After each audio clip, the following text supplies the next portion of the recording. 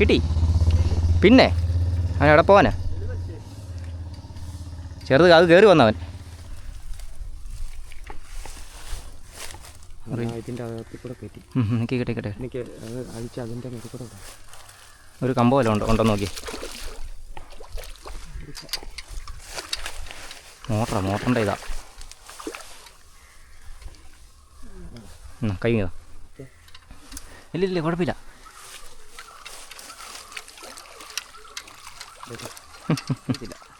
അവൻ ഇവനെ ഞാൻ കണ്ടുള്ളൂ.